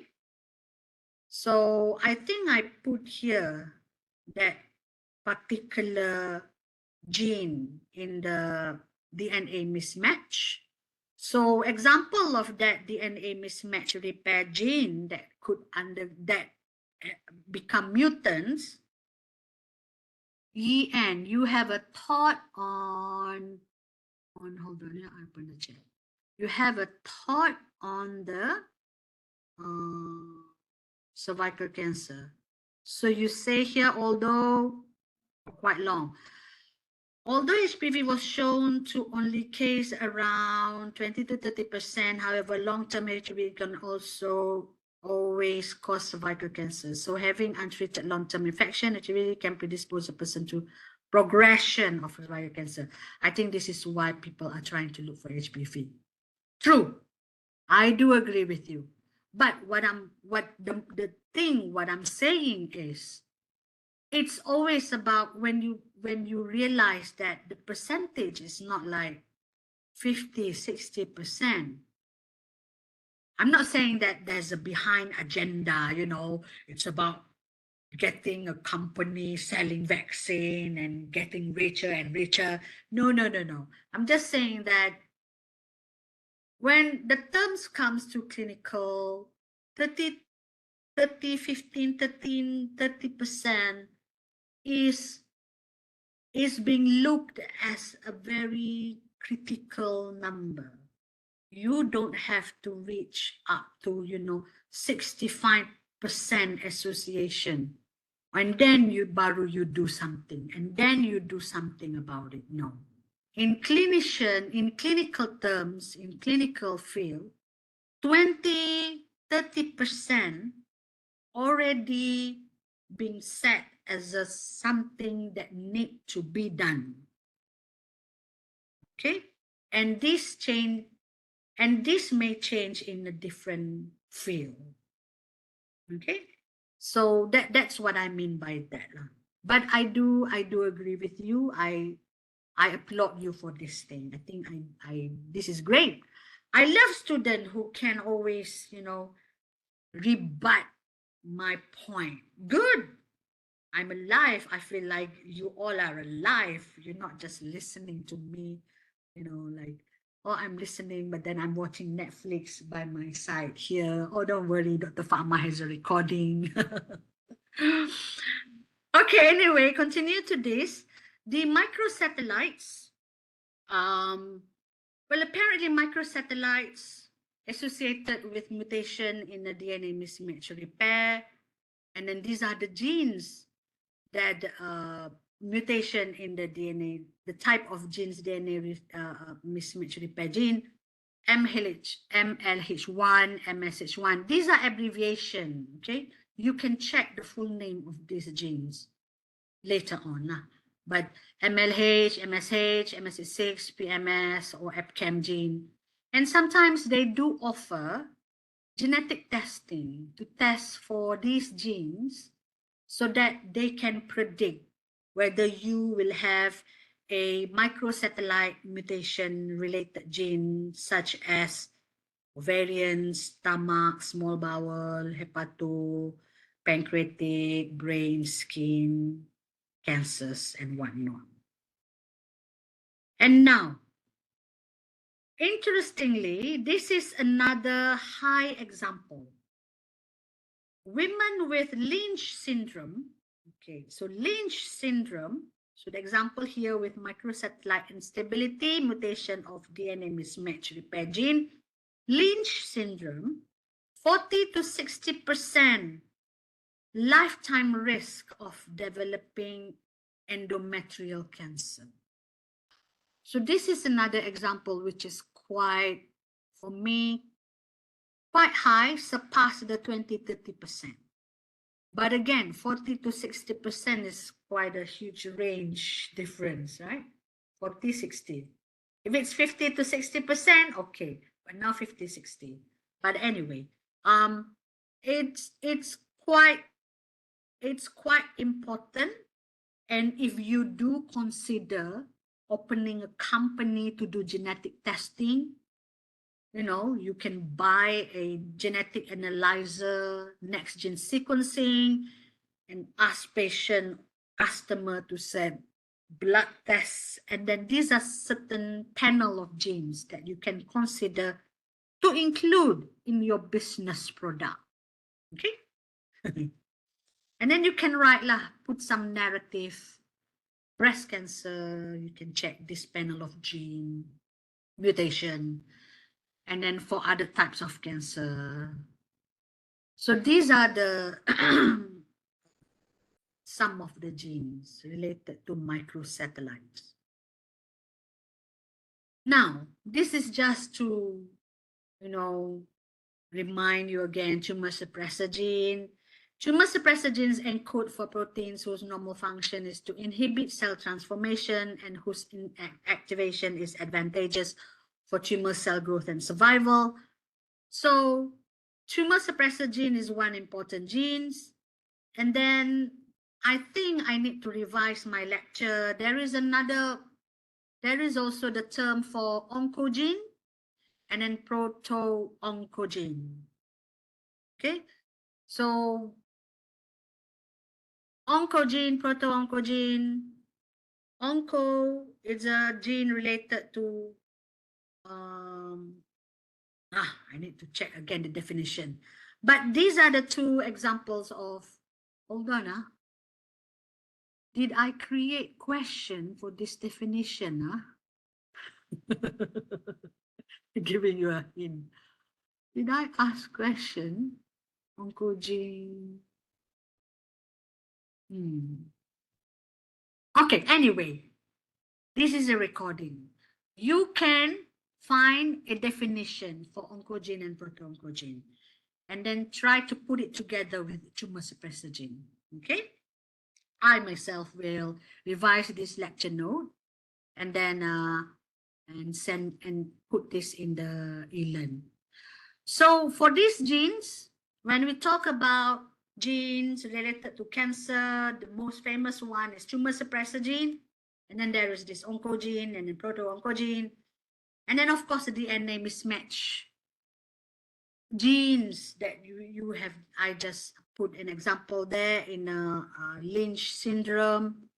And I also provide DNA mutation of the tumor suppressor genes. These are BRCA in breast cancer. BRCA itself stands for breast cancer. And then there is this breast cancer 1, breast cancer 2.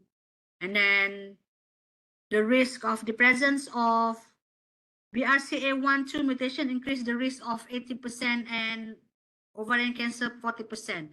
I think I need to revise this. It's not this high. I need to recheck because so far I think it's around not even more than 50%. Or maybe I'm wrong. But so far I think it's quite low. It's not up to this. But maybe you can counter me, okay? Anyway, so in certain prevalence of patients, vary ethnic, racial groups, age, receptor status.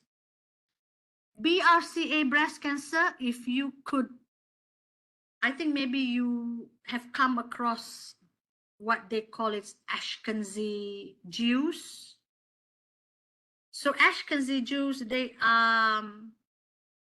the high prevalence of breast cancer among Ashkenazi Jews due to BRCA1 and 2 mutation. So this is what it means by ethnic racial groups.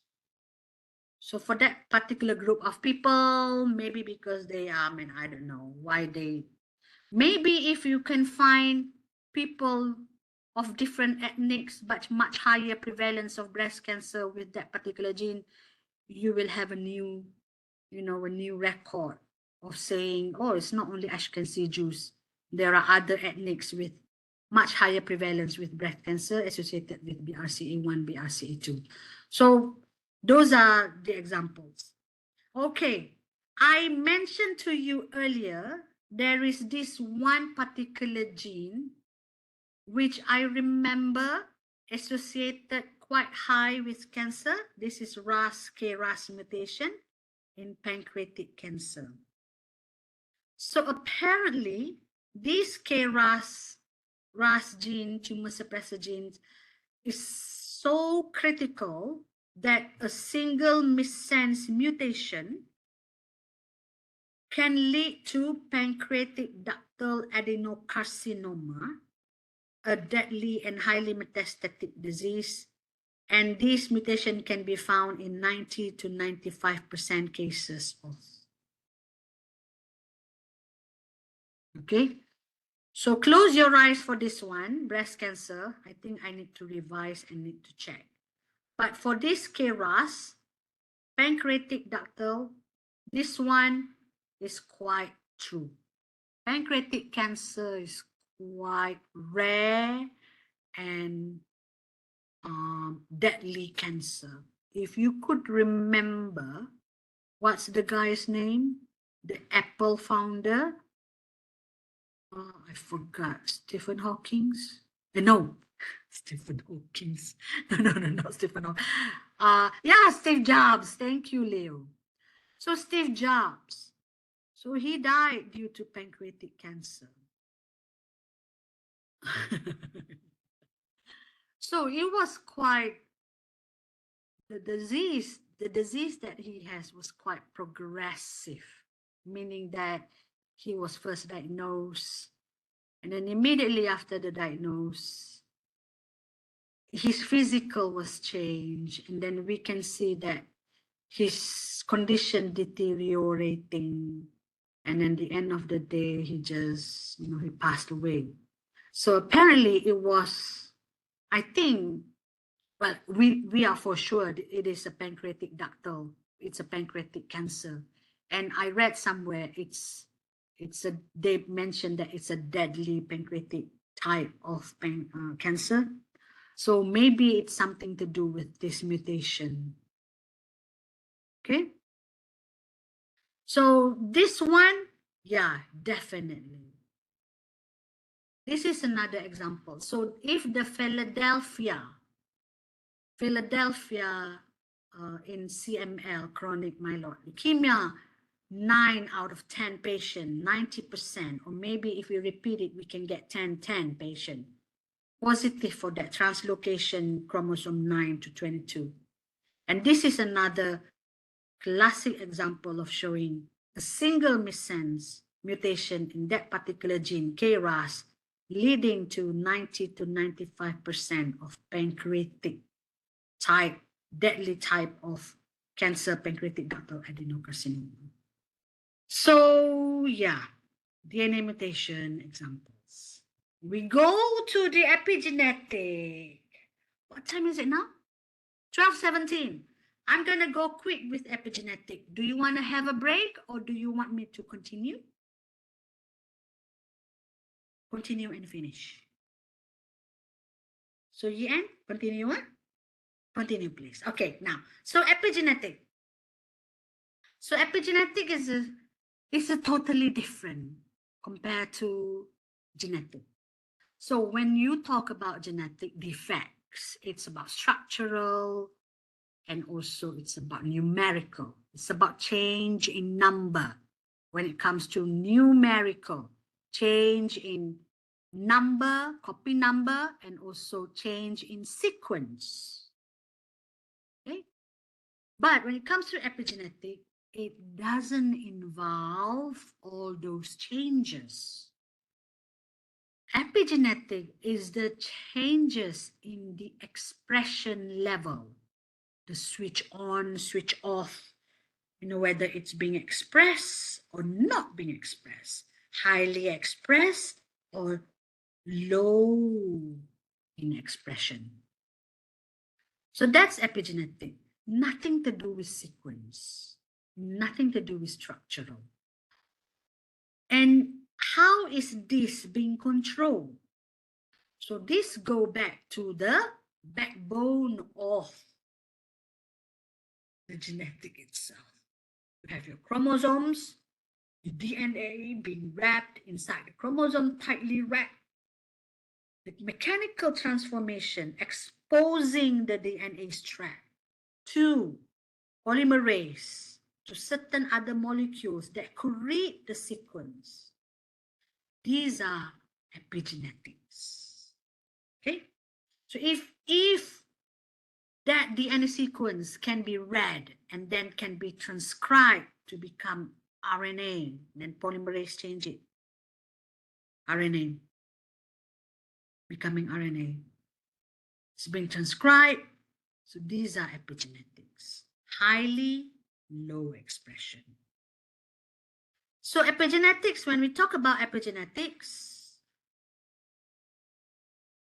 so these are, so every time when I try to keep consistently telling my students that everything that you understand knowledge is about when you have technology to see, to observe, to quantify, to detect.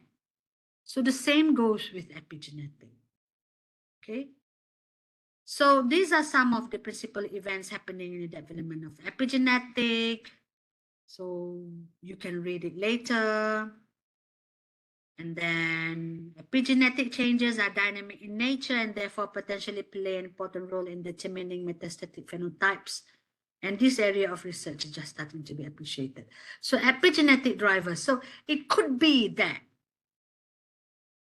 whether it's random or whether there is an intention of, you may have mutation that make you predisposed to certain cancer. But if the environment is taking care of you, you are not being exposed to things that can make your DNA to manifest to a potent cancer, becoming a protein that could become in cancer, then you are okay. So epigenetic is now becoming another new, how do I say, a new field that support. Due to this, you have genetic changes, but when you are being exposed to certain type of epigenetic changing agent, your chances of getting cancer is much higher. Okay, so there is this notion saying that whether your disease will progress or your cancer mutant will manifest becoming a cancer, and then when it comes to cancer, it will progress to a worse condition. Epigenetic play a bigger role. So these are the notion that going on now. So what are epigenetic changes? Under genetic changes, we have what? We have mutation, we have numerical, structural. Under epigenetic changes, we don't usually call it changes. Under epigenetic, the term is, the most suitable term is called modification, epigenetic modification. So chromatin organization, histone modification, DNA methylation, and also the non-coding RNA associated. It's RNA, the splicing variants or whatsoever. These are the non-coding RNA. I think non-coding RNA, I should revise my lecture note now. There's another term for the alternative splicing, which I did not put it here. But anyway, don't worry. That one is not in the exams. Anything that's not in this lecture note, it's not in the exam. I think I made my question according to what in this lecture note. Yeah, that one is for sure. Okay, so chromatin, histone. I put you the picture of this. So the blue one is histone. When it's clumped together, we call it as chromatin fiber. And then when it's packed in this X structure chromosome, and then when it become loosened, it loosens and it releases the strand of your DNA to be ready, exposed to be read, exposed to bind with the polymerase to do the transcription. So these are actually what's going on in the epigenetics, okay? You just make sure the DNA is being exposed so that molecule will come to bind and to read and to do whatever it needs to start the transcription. So the modification that makes to these mechanical changes, whether to loosen or strict, close, the modification can comes in by binding with acetyl group, we call it acetylation, binding with methyl group, we call it methylation, binding with ubiquitin group, called ubiquitination, sumoy, called sumylation, phosphorylation, the addition of the phosphate group. So all this, addition of this, each of this group can lead to changes of the chromatin to become loosened or to become straight, loose or straight, relax or close. Okay. So the modification, I think, and later on in the slide we'll say whether acetylation, the adding of acetylation will lead to closing of the structure. Methylation will block, repress transcription, whereas when there is a situation in which it will promote transcription. I think I put it here somewhere. Okay. So the DNA strand, when it comes to this releasing this strand at this part, you know, whether to roll and release the DNA, and that not only happen in this particular region where close to histone and the DNA, but in fact in the chromosome there is a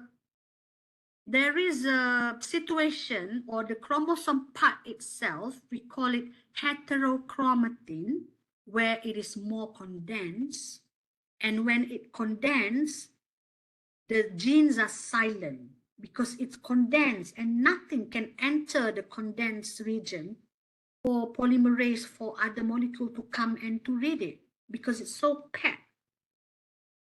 And then it's a gene poor, high AT content. These are some of the characteristics of heterochromatin. And then this is eurochromatin, less condensed. This is where the gene being expressed, and it is gene rich with higher GC content. And when you stain the chromosome, it is lighter in the staining. So in the beginning, genetic, I said that chromosome can undergo mutation, numerical, structural, and then we have DNA mutation. The same goes with epigenetic. The gene, the chromosome itself can undergo epigenetic, in which heterochromatin is a more packed, eurochromatin is more loose, less condensed, and this is due to the histone, and also the histone can be modified with this particular group, acetyl, methyl, ubiquitin, sumoy, phosphorylation, whether to make it relax or to make it tight. Okay. And this is just to show you another on the chromosomes. I think this is just to repeat. You see here, this is much closer. When they are packed together, so these are the molecule, writer, reader, eraser. It cannot comes when it binds to the, to the molecule, especially to the histone molecule, nucleosome or histone, because it's so packed. But when it loses its structure, it's easier for this molecule, writer, reader, or eraser, to come and to do whatever it is functioned to do. So it's all about mechanical transformation of the chromosome and also the DNA. So these are example of a reader of DNA methylation modulates chromatin architecture, role of methyls, CpG binding protein, MECP2. And then in cancer, the role of methyl CpG binding protein 2, DNA methylation modulates chromatin architecture. Increase MECP2 expression has been characterized as an oncogene in several types of cancer. So this one is an example of how this particular molecule that play role in the epigenetic. when it is increased in expression, it's associated with several types of cancer. And then again, I show you again this picture, histone acetylation and deacetylation. So this histone molecule, the blue one, it has a tail. And this tail is the one that binds to acetyl, methyl, ubiquitin, sumoy, or phosphorylation. And I also wonder, is it random for acetyl, methyl, and ubiquitin or whatnot molecule group there to bind to histone? What signal that being provided for all this acetyl, methyl, ubiquitin, or whatnot to bind to the histone tail? So that is something that still cannot be answered by science. But what do we know is that when this histone tail bind to acetyl group, it induces transcription. When the acetyl group is bind to the histone tail, it releases the compaction, it releases the strand, making DNA being exposed. So now transcription can happen. And then there is a counter mechanism that removes the acetyl group. And when the acetyl group is being removed from the tail of histone, it becomes back again. And there are two enzymes playing the role. For the addition of the acetyl, it's called histone acetyl transferase, or HATS. And then for the removal of the acetyl group, it's called histone deacetylation. And it inhibits the transcription. So I assume this is all about mechanical transformation as well. If you put acetyl there, so you are increasing the gap, you know, you fit another group in between the histone, so you are making the room for the DNA to be exposed. And when you remove the acetyl, the histone like to curl back together again and not allowing any other molecule to read the DNA. So that's basically the easiest way to look at how histone modification can control transcription epigenetics. So in cancer, HDAC and also these two enzyme expression has been characterized as an oncogene in several types of cancer. So HDAC, when it is high in expression, it can repress certain gene. HAT, when it is low in or high in expression, it can induce a lot more genes. So it depends on, we can differentiate it in cancer type, and also we can differentiate it in a gene type, whether that gene is important or less important. So these are another histone modifications, summoylation, sumoy reduce, repress, addition of sumoy,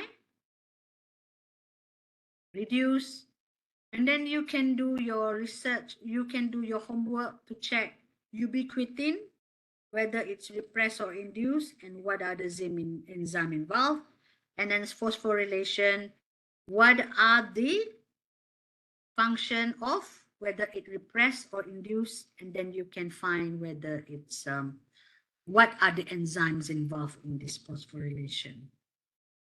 So you can check all this. So like I said, if I don't mention it in my slide, it's not being questioned in the exams. Okay, so when we talk about epigenetic, it's all about being tight or relaxed. So the histone protein or the chromatin is being modified. A apparently, under epigenetic, the DNA strand itself can bind to certain molecule of group molecule, and that could lead to whether the DNA to be transcribed or not to be transcribed, to be turned on or to be turned off. So one famous example is DNA methylation. So when you have methyl group bind to DNA, so this blue one is DNA. I should find a new picture. You probably confused. This blue is what? Blood vessel, doctor. This blue is blood vessel, doctor. But apparently this is DNA sequence. So you can see here, when there is this methyl group bind to certain area in a DNA sequence, it blocked the major molecule to start the reading or to initiate the transcription. In this case, for example, methylation occur in the area where CpG island containing an enhancer block this activated protein to bind to this area to process or to start transcription. See, methylation surrounding here, and therefore this molecule cannot bind to initiate transcription. So DNA methylation is one of the very famous assay in epigenetic. You can do sequencing, whether it's pyrosequencing or whatnot sequencing. You can measure sequence that is highly methylated or less methylated. You can measure, you can quantify the methylation density in that particular sequence. So again, how do we know this? Technology, the sequencing technology. Methylated sequence, non-methylated sequence. So apparently, when the DNA is highly methylated, its transcription is being repressed or being blocked. Okay?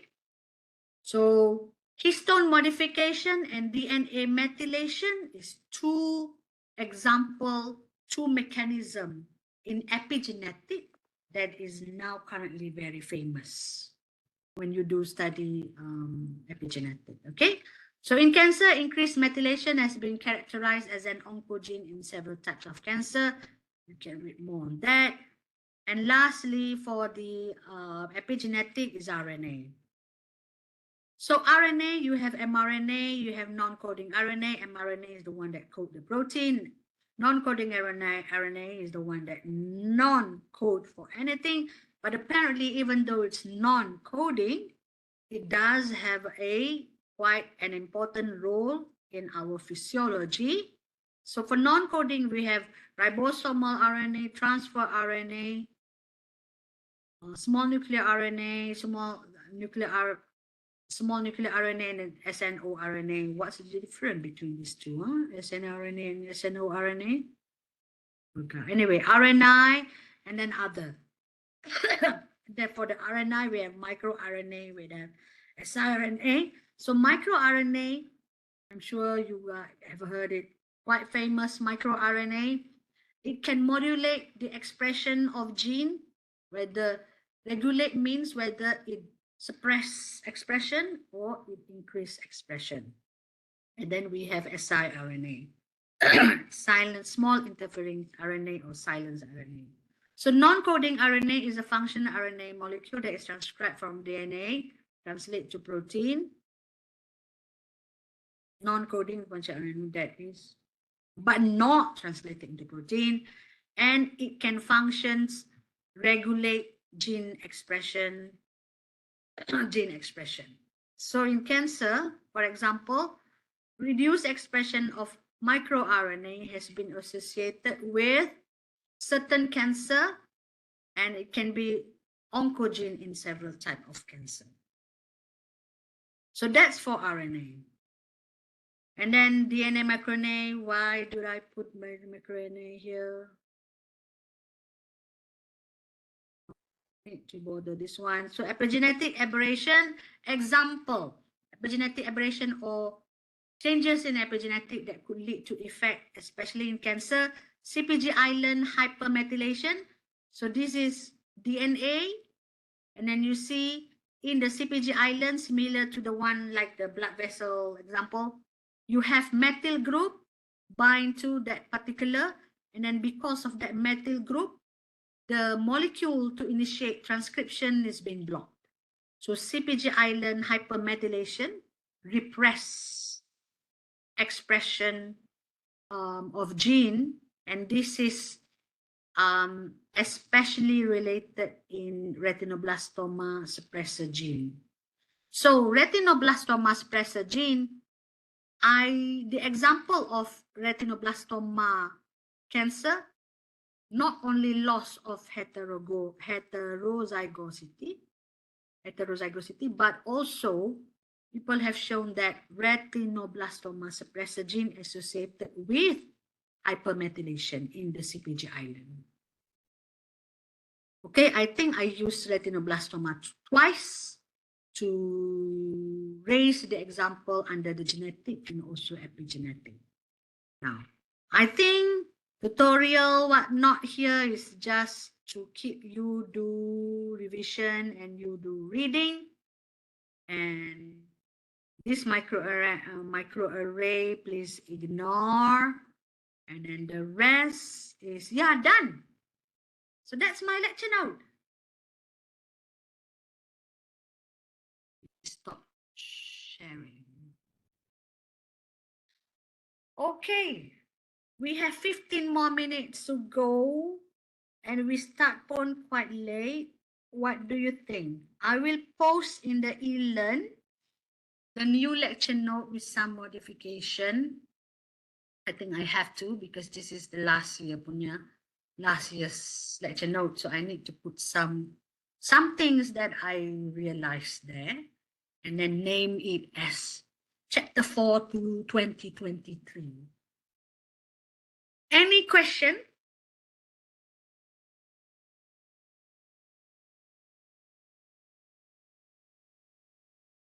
Any burning? I can see there's a chat. The chat here is me. Okay. Nope, I guess.